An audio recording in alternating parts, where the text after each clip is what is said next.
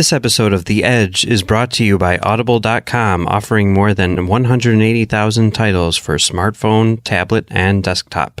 To get a free audiobook of your choice and help Trek.fm at the same time, visit audibletrial.com/trekfm. And also by Enterprise in Space, an international program of the nonprofit National Space Society. Find out how you can help science and education and become a virtual crew member aboard the NSS Enterprise Orbiter by visiting enterpriseinspace.org. And if you want to join the conversation and share your thoughts on this episode, join the Babel Conference, our listeners group on Facebook. Just type BABEL into the Facebook search field. We look forward to seeing you there. Hey, this is Jeff Russo. I'm the composer from Star Trek Discovery, and you're listening to Trek FM. What have you done out there on the edge of Federation space?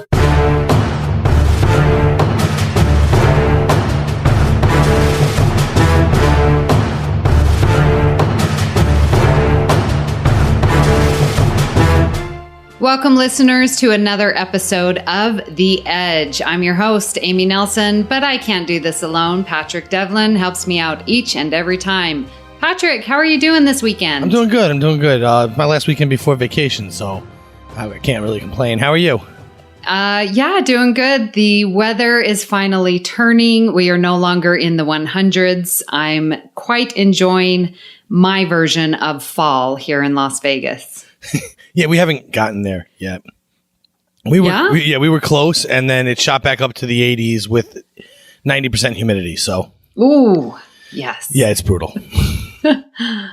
Well, we have some great things to talk about. We're going to be talking about the short trek Runaway that came out on Thursday. So very excited for that.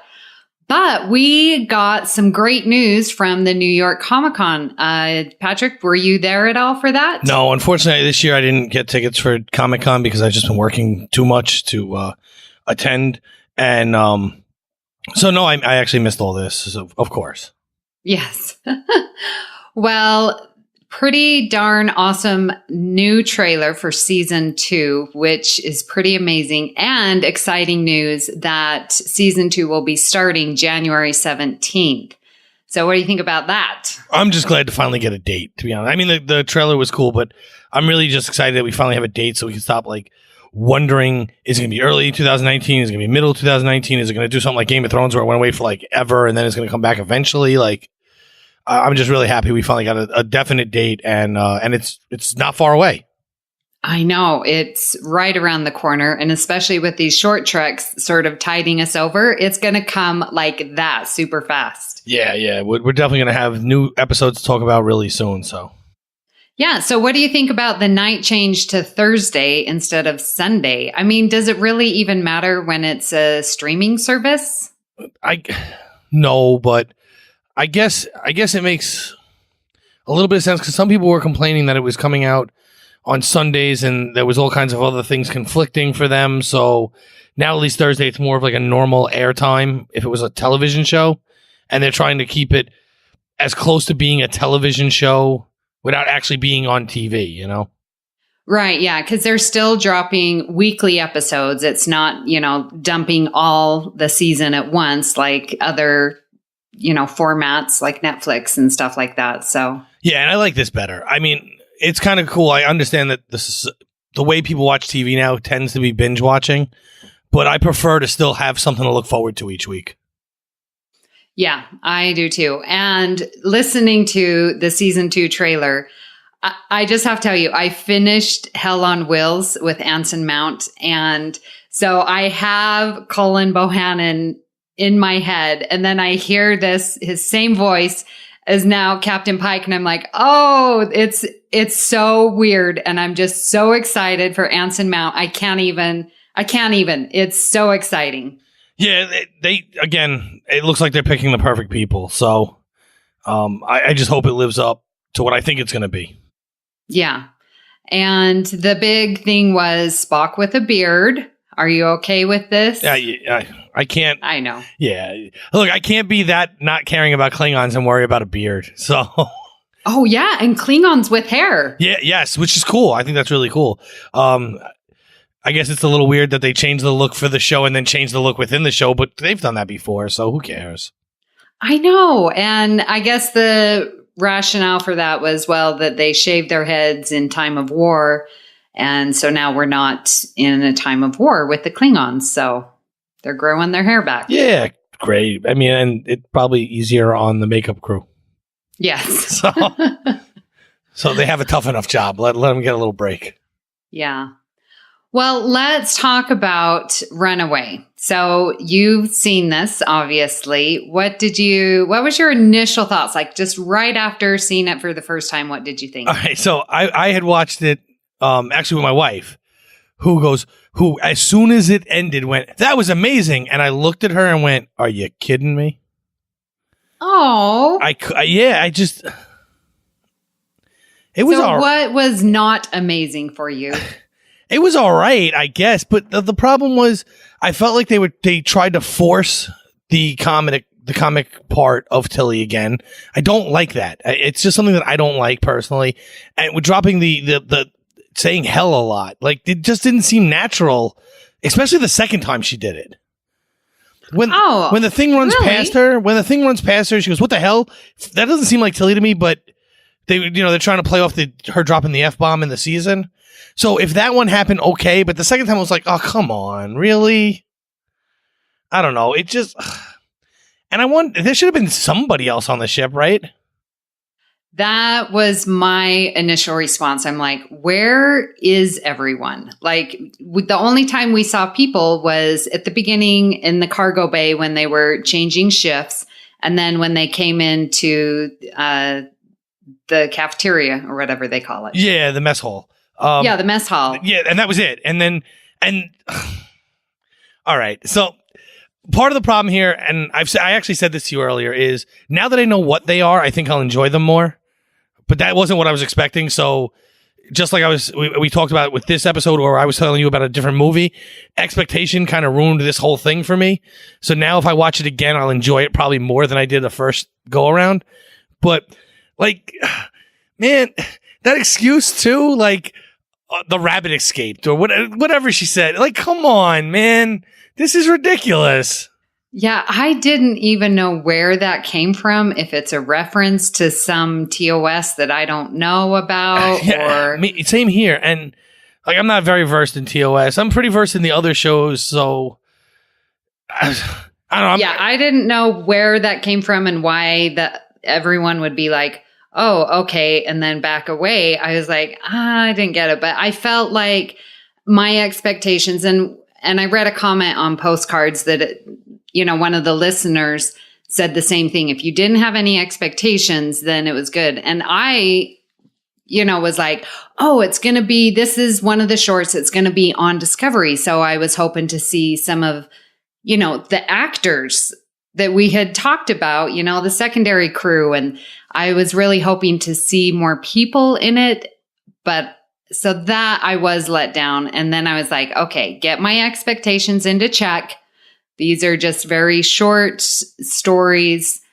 Not everyone's going to be involved, shorter, less money to produce. So I get it. I just needed to get my expectations into check. So I think I'm going to be fine for the other three. Yeah, I think I should be all right too. Plus they kind of set up the next one as he is all alone on the ship, right? Like when they show the preview, they're like, he's stuck on the ship alone. Like, thanks, so is Tilly. But but at least now I know he's stuck on a ship alone. Great. Mm-hmm. I don't know. I don't know. It just didn't. I think this is going to be the worst of the four, no matter what my expectations were, because I can't see it getting worse than this for me. I can't. Oh dear. I loved how it started. I actually loved how it started with the ship coming in, and then like they had all the announcements coming over, like for decontamination and all that. Like that's more realistic to how a ship would run. Mm-hmm. In other times we've seen them try and make the people more normal and less militant or military style, but that's not how a ship would run. And so that seemed pretty cool, but it doesn't fit in with the rest of what we see in Discovery, the way they bring ships in necessarily. But so I like that. Then the what we find out to be Poe cuts her hand, and that scene was really cool. Except I kind of expected her blood because of the color to like burn through the floor or something. it just seemed kind of lava-ish. Yes. When it happened, it had nothing to do with anything except that we were going to see the blood later again. And yeah. I don't know. Did it? Look, this is probably just me and no one else cares and it's fine. But it annoyed me that her talking, the universal translator, made her mouth move in English. Oh, right. Yeah, because it was just like a bunch of clicks and stuff. Yeah. You know, it sort of reminded me of the binars on Yeah, and TNG. then she hits the universal translator and all of a sudden it's so obvious a change in her mouth movements that it's like universal translator wouldn't make me talk differently. It would just translate that's to you. Funny. So, that's so funny. I don't know. I found that a little quirky. I mean, that didn't ruin an episode for me or a short for me, but I was just like, it was kind of, everything just seemed kind of jarring when it happened. Yeah. Which maybe was the point, I guess. Yeah. But so what did you think about, I think we get quite a bit of character development with Tilly, which is pretty awesome because so many people really do enjoy Tilly, but her talking to her mother is just so classic and I think so many people can relate of overbearing parents and look at your station, too much caffeine. And, and here's this mother and Tilly trying to, find her own way in Starfleet. And here's mom just coming down on her every turn that she makes, Yeah, I loved that part of this because it did build Tilly and it explains a lot why she's so afraid to take a risk on certain things. But then in other things, she jumps headlong into. Because she mentioned a time when Tilly was young and she failed at something and just kept crying. And she's like, I don't want that to be this too. Like, because Tilly ran and hid or something. I forget exactly the wording that was used, but, we all know parents like that. Like mine actually weren't, but we all have friends that we've seen their parents just, you know what? It's better not to try because if you don't try, you can't fail. If you don't fail, you don't feel bad about yourself. And that's like the worst way to live. And it seems like Tilly's completely the opposite of that now. But it explains her hesitation on things. Yes, absolutely. And it was interesting that, she was talking to her mother on the view screen, it looked like, but then she was the hologram moving around her quarters. And we never saw the face of her mother. And I found that a little interesting as well. Yeah, I don't know why. Do you think they just found an actress that looks so different that they figured people wouldn't believe it? Yeah, I don't know. It was just kind of weird. Those hologram things, they annoy me too. Don't get me. It doesn't bother me that they don't have the technology in TOS. I don't care about that because the show's not made before TOS. But just the way they interact with the room is a little annoying. It just doesn't seem realistic. Yeah, that's true. That's true. I just found it, again, very realistic of her frustration with her mother, but yet still listening to her mother and she's screaming into the pillow. I thought that was just perfect, Tilly, and really lend to us relating to her and building her character development. Yeah, no, it was definitely Tilly. I mean, it was definitely it was well written there. And it comes up later in the little short, which is nice. So it wasn't just like a one-off scene just to give us some information. It actually does play a role in this particular little story. Yeah, it does.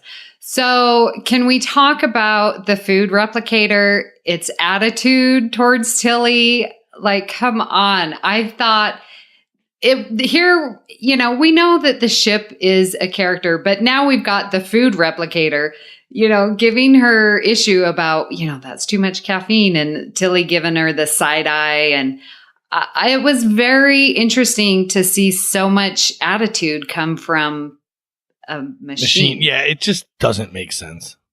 It's just an extension of the mother. Yeah. At that point, so Tilly yells at it, and you're supposed to, I guess, think of her yelling back at her mother, but it just doesn't make sense. Yeah. That it would act that way. I mean, it's a computer. Make my food. I don't. Yeah. Make my coffee. Whatever it was that she was asking. She was asking for like a triple espresso. Quadruple espresso. Yeah. And then she has a little tiny cup, by the way. Well, that's an espresso. Yeah, but that's not a quadruple. Well, it's like a 4 shot of caffeine. That's what I was figured.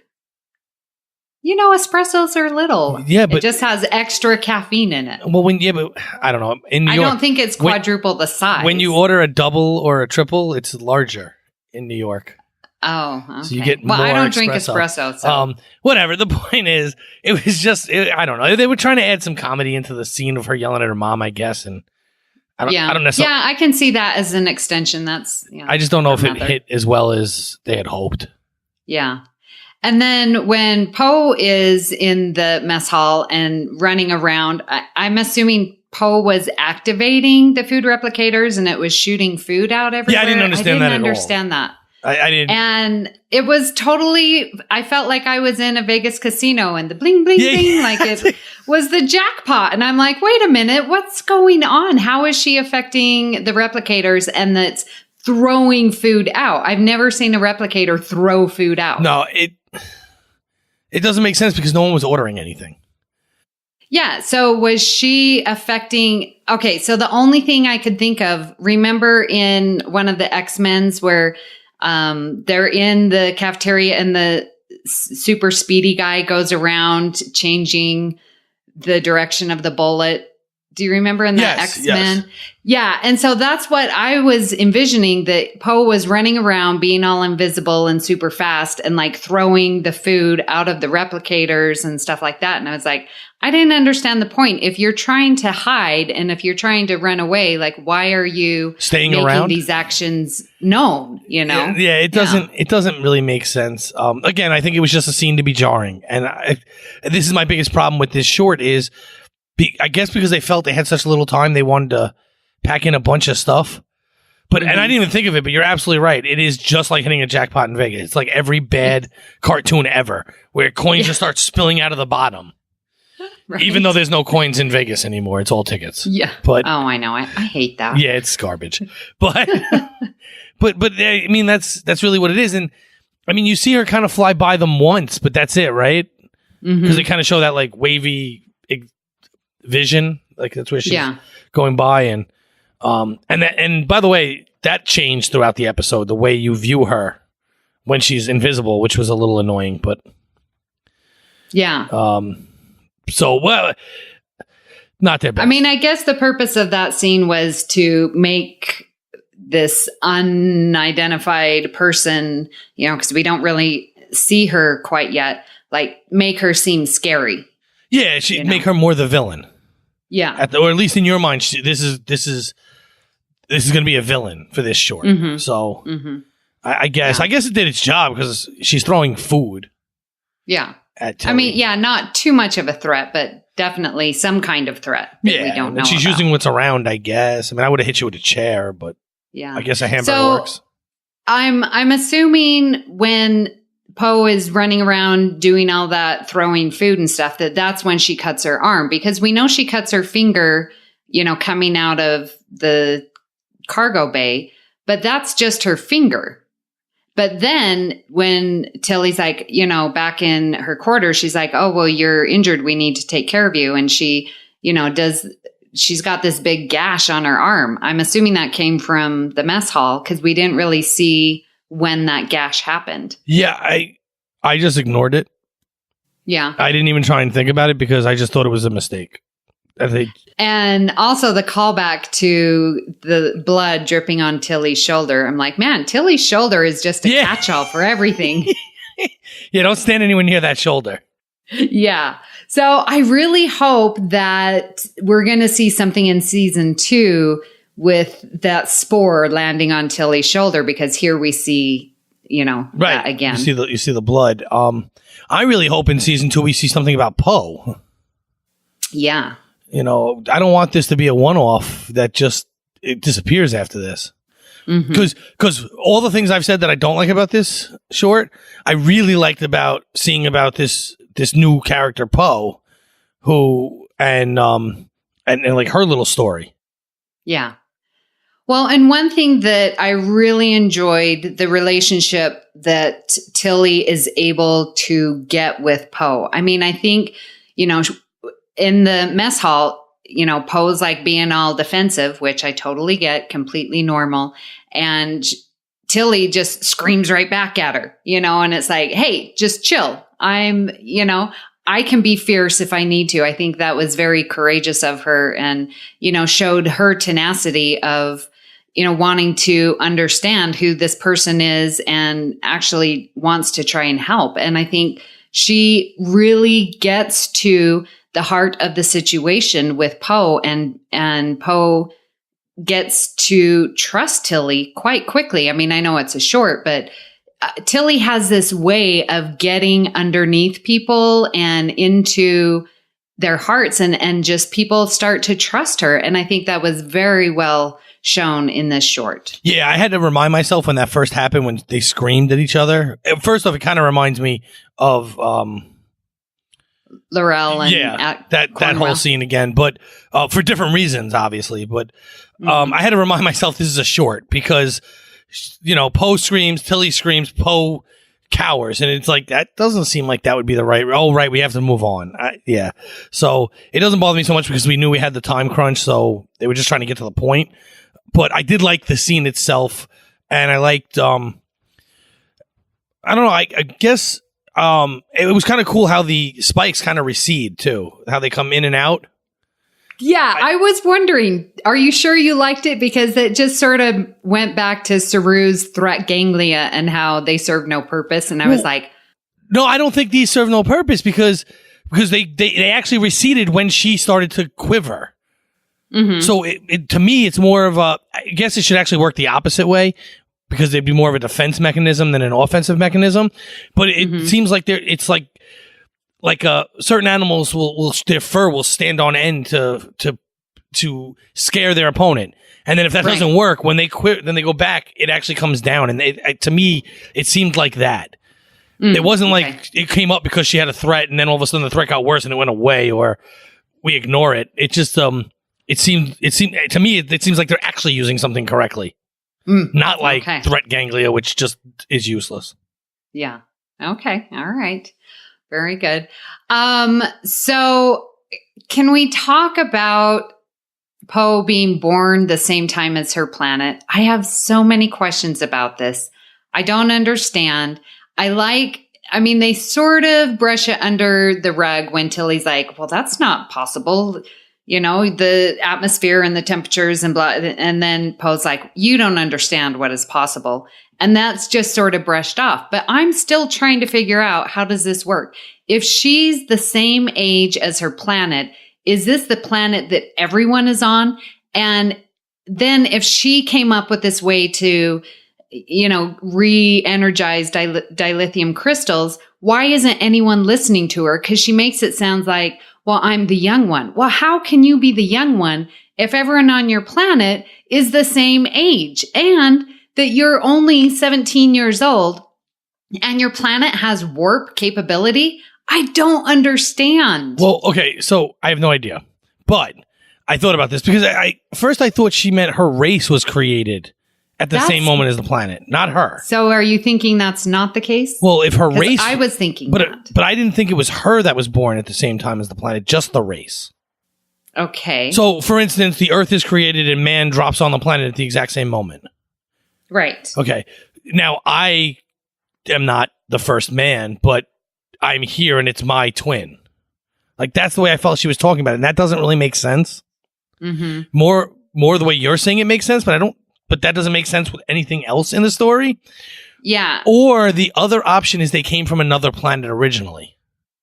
Yeah. So that's what I was thinking as I was trying to wrap my head around this being born and having this twin. Like maybe, her race. And then because they are so advanced, obviously, with this technology, and she's so smart, like she found a planet that was born the same time that she was, and now she's claiming it to be hers, and that's where she is doing all of her science and recreating the dilithium or crystals, Well, yeah. I don't know. No, see, I'm trying to think of it now because I really just thought it was that her race was created at the same moment as the planet. So as if to say like, I don't want to get too religious, but let's just say God created Earth and man at the same moment. You know, like right. the story of creationism, instead of having 6 days and resting on the seventh, there was just one moment. So I took it that way, because otherwise her father and mother couldn't be king and queen. Yeah. So I don't think she's necessarily the twin. I think she thinks the whole race is a twin to her planet. Okay. And though she is still the young one, which we don't know up front, we kind of just find that out. And she's like, oh, you're a kid. Yeah, I mean, she's 17. She says it like she's 10, but... Yeah. Which is a little weird, but... Yeah. And I appreciate that you bring up that, you know, sort of that creation story, because we have been told that season 2 is going to have, you know, more religious aspects and spirituality. So that might play into season 2. Right. It could. I mean, I hope that this story continues, because there's a lot of holes in the story, which I guess you kind of expect on it's either going to be, you're either going to have something like this where there's actually decent character development in 2 characters. I mean, I always say there's only nobody else is around, but nobody from Discovery is around. So you get decent character development between a character you've never seen, Poe, and Tilly. So I guess there's got to be holes to keep it within that time frame, or we were going to get shorts that are just meaningless throwaways, which would have been fine too. You know, just to hold us over till the show comes out. But so I guess there's no real way to fix that problem, though. It's one or the other. You don't have enough time, you know. Because also the other thing I was thinking when watching this was, well, this is kind of their way of giving fans shows like in TNG and DS9, where they were just like one-off throwaways without producing an entire show. If you watch, what are they? There's going to be 4 of these, right? So once all 4 of them are out, if you watch it as a show, it's like 4 little mini shows, and it is what it is. Yeah. I was listening to Tracks on the Edge, and they sort of brought this up, which I really liked, when they were saying like, yeah, it's episodic TV. And if you look at, say, mostly a TNG, but, you know, some of the DS9s, like, you know, you have your A plot and your B plot. And if we were to just look at, say, for example, a TNG episode and just one of those plots and shrink it down to just that story, then each of those would be a short trek. You know, if we look at, And so I think, if we would have seen this story with Tilly and Poe amongst other plots within an episode, that's what it would be. And I like that idea, and it makes sense. I'm like, okay, if I would have seen this episode with a B and a C plot, you know, like in Voyager or TNG, that it would be intermingled with other stories. Well, here it's just the bare bones. Here it is, this one story, this one plot, and that's what it is. Right. And you know, because there's no one else to talk to or whatever, because there's no other interactions, you're losing a little bit of the detail. But I don't think it's so detrimental that it's terrible. Right. Yeah. Right. You know, so one thing that did get me was I need to know there's got to be ramifications for Tilly's actions. She meets an intergalactic fugitive, as she knows, and doesn't tell anyone, doesn't take... I mean, the only precautions was like, oh, well, your blood, it's not contaminated. Otherwise, you know, automatic systems would come on. But I'm going to hide you. I'm going to take you to my quarters. I'm going to make sure that no one's around in the transporter room. You know, I'm going to send you away and not notify anyone. And I thought, ooh, and if you're in the command, that's not proper procedure at all. No, it seems like she immediately fulfilled her mother's fear. Like, you're going to fail. No, I'm not. I'm hiding you. Like, oh, come on. It's just, and again, that's part of the part that like doesn't make sense. There was nobody in the transporter room. Like, there's always someone in the transporter room, even when they're not transporting anything. Yeah. We constantly see them call down, hey, we're going to transport now. Oh, okay, cool. I was just standing here reading a book. Like, Chief O'Brien's always there. Yeah, like it just doesn't make any sense that nobody is anywhere. And then those, I don't know if it was 3, 5, whatever guys that came into the mess hall, they didn't tell anybody. They didn't mention this weird behavior from Tilly that this whole mess hall was destroyed when they walked in. She's covered in food. Yeah. Like, yeah, do you need any help? What's going on? Nobody bothered to go look in the lab to see if there was a missing rabbit. Nobody's going to check the transporter logs later. Like, none of this is going to happen. Yeah. So an unauthorized transport, that's why I really do hope that they address this in the season. Like, and then that might be a callback of, well, I did this and there's a species and now there's like, we've got replenishing dilithium crystal. That is significant. Yeah, that's the other thing too. What they do is humongous. It's not just some random race she ran away from. Well, and when we think about season 1, like the Discovery went to go save, I do apologize. I forget the name, that the planet was under attack because that was the dilithium crystal supplies. That's the mining colony, right? Yes. And so that is significant. Like, we need to have dilithium crystals. And here Poe has found this way to replenish them. Like, that's got to come up. Didn't she give her one too? Yeah. So no one's going to notice that laying around the ship either. Well, she's going to hide it like she hid Poe. Ugh. See, these are the things that drive me crazy about this, though. Like, it just... even the computer has the Saru effect. Like, nobody looks into computer logs when it doesn't help their story. Very true. Someone's job should be to check the computer logs every day.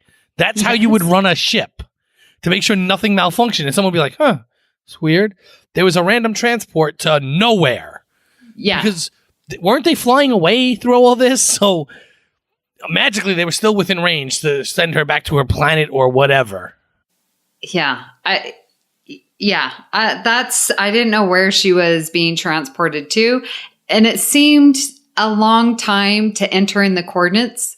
And then they have this whole conversation. And then the computer's like, transport coordinates are laid in or whatever. And I was like, that took a really long time. Yeah. But I mean, yes. But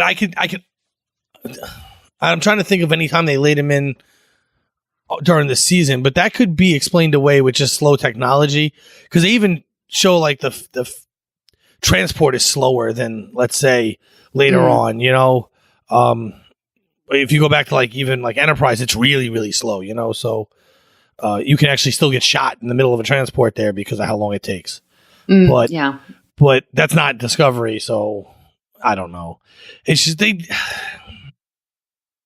But we're sort of coming down hard on it, but I did like it. And I really did like Poe's transformation and her character development in this very short trek, because she comes and her issue is almost mirrors Tilly. That is like, she has these expectations of what to do with her planet. She doesn't know if she's ready to step up and take on this role of queen. And she just sort of needs a minute. I mean, there's been so many times in my life where it's like, okay, I got all this information and I need to step away for a second. So I'm going to run away, gather my thoughts, maybe talk things through. And I think Tilly does a really good job in giving her the self-confidence of, you've got this, you're going to be queen, take on the mantle. And it's like, okay, I can go and do this. And I think that Poe is going to do a great job in helping her planet transform now. Yeah. And so the other thing about that too is no one will listen to her. And they were also fighting because of this, right? Like the planet went into like civil war over becoming the most important planet in the galaxy. Yeah, because that's how she lost her parents or whatever. Yeah, they died. What I understood. Her brother or something too. I don't know. Everyone dies. So she's all alone. Yeah, it's like a Game of Thrones episode. But, but what I really liked about it is when she finally told Tilly, and then Tilly's like, well, how come you didn't just tell me you were queen? The best part of all of this is she's like, because I needed you to look at me not as a queen. Right. I just needed someone to listen to me as a normal, regular person, not the queen. Because people change when they talk to the queen. And that was, I thought that was great. And it showed a level of maturity in a 17-year-old that you wouldn't expect on Earth anyway. Yeah. And I'm assuming by the way they formed this episode, we'll call it an episode, that their planet kind of mirrors ours in maturity development. So at 17, it would be a typical human 17-year-old in maturity on their planet. Because, except she's brilliant. And right, she's way more mature. Like this, she's not the average 17-year-old though. Yeah. She's mature beyond her age, which I think was great. But I was amazed at how much they were able to fit in for her in that 15 minutes. And it's not a character that's likely to be on the ship again. You know, maybe in an episode here or there, but it's not something we're going to see constantly for sure. Yeah. Zahians, that's pretty cool. So, final thoughts? Oh, yeah. All right. So I know I just beat this thing up for the last 30 minutes or so, but I did enjoy it for what it was.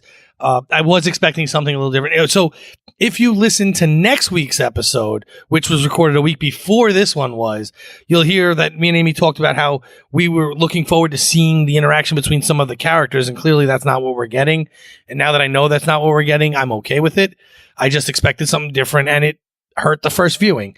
It's going to happen. There were some clear mistakes, but it's a short 15-minute episode to give me a little information.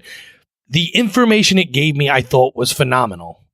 I just don't know if the execution was as good as it could have been. Mm-hmm. Yeah, I agree. Like said at the beginning, I expected to see more people, not such a skeleton ship feeling. And again, the opening shot of the Discovery, it still takes my breath away. It was very beautiful, nice music throughout.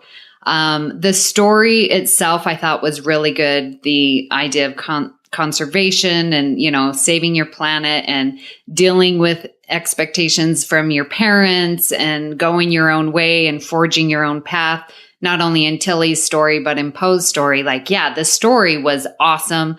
And what we learn about these two characters is really cool. So I think, the next three are going to be better, because I'm going to keep my expectations in check. And I'm really looking forward to Calypso. I'm not going to lie. Awesome. Yeah.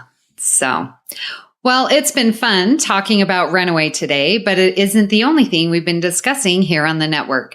So take a quick look at some of the other things you may have missed elsewhere on Trek FM. Previously on Trek.fm, Earl Grey. If Picard is acting with his heart, why would you tell her no? She needs this, and thinking with his heart over his head. I mean, that's a realistic. I'm sure everyone can relate to, someone who normally is logical, falls in love, especially a workplace romance. And then the dynamic changes so much, especially when it's someone in authority. Literary Treks. Kai Wynn, I think, in this novel, they got her voice perfect. When her first line, when Sisko goes to meet her, and she says something like, "Oh, emissary, I just love being called to the station in the middle of my many important things that I do on the planet. I especially find the many hours that it takes to fly here gives me a great time to, meditate and reflect on my life." Wow, she's so... Oh, that was perfect. Melodic Treks. So nobody's commenting on it. They're just watching it happen. And again, it's like Ron Jones gets to soar in his score. He doesn't have to play down to dialogue. It's just I'm going to let fly with the orchestra here. And I thought that was a great moment for him in the episode. Warp 5. Okay, so T'Pol is confronting the green face guy. Silic. What's his name? Silic. I was going to say Tuvok. Why was I thinking Tuvok? Tuvok. They both end with a K. And that's what else is happening on Trek.fm. Check out all these shows and join the conversation about your favorite corner of the Star Trek universe and beyond. You'll find us wherever you get your podcast. If you're an Apple user, be sure to hit the subscribe button in Apple Podcast on iPhone, iPad, or Apple TV, or the desktop iTunes app to get the latest episodes as soon as they are published. And please leave us a star rating and written review. If you're not an Apple user, we've got you covered as well. You can find our shows on Google Play Music, Stitcher, TuneIn, Spreaker, SoundCloud, Windows Phone, YouTube, in most third-party apps, and you can stream and download the MP3 file from our website or grab the RSS link. We'd love to hear your thoughts on today's show, and there are many ways for you to do that. The best place to join the larger conversation is the Babel Conference, our listeners group on Facebook. Just type Babel, Babel, into the search field on Facebook, and it should come right up. If you'd like to send us email, you can use the form on our website at trek.fm/contact. Choose to send a show and select The Edge. That will come right to us. You can also find the network on Twitter at TrekFM and on Facebook at facebook.com/TrekFM. So, Amy, when you're not hiding the fact that you're queening throwing hamburgers at me, where can people find you? Well, I'm always throwing hamburgers at you, so you can find me here on the network. I co-host Earl Grey with Justin Ozer and Richard Marquez, and that's about the next generation. You can find me on Twitter at Miss Amy Nelson, where I'm now done watching Hell on Wheels and am going to resume my Deep Space Nine watch. So get back to season 4 and finish this up. But my favorite place is the Babel Conference. So Patrick, where can people reach you when you're not protecting the planet and creating replenishing dilithium crystals? All right. Well, that takes a lot of time. But when I do get away to hide, I will be hiding in the Babel Conference. Hopefully not cutting up my arms and hands, but I will be there. Or you can find me at Twitter at MagicDrop5. That's one word. The 5 is a digit, though, not letters. And you can always find me, well, I say always, but I've been actually missing a few because of vacations. But you can find me on Warp 5 with my friends Brandon and Brandy. If you'd like to help us keep all our shows coming to you each week, you can become a patron of the network on Patreon. Visit patreon.com/TrekFM. That's patreon.com/TrekFM to get all the details. Perks include early access to episodes, exclusive content, producer credits, and more, available through our special patrons website, Patron Zone. It requires a great deal of money to produce, host, and distribute these shows each month. We really appreciate any support you can give us and hope you'll join the team. Again, you can find the details at patreon.com/TrekFM. We'd also like to thank those brave souls who walked in on Tilly to find that mess. Norman C. Lau, Tony Robinson, Thomas Paleo, Lisa Slack, Shoaib Mirza, Richard Rutledge, James Muldrow, and Cornelia Reutner. Thank you for supporting Trek FM and The Edge. Thank you for listening, and join us next time to see what's happening on the edge of Federation space.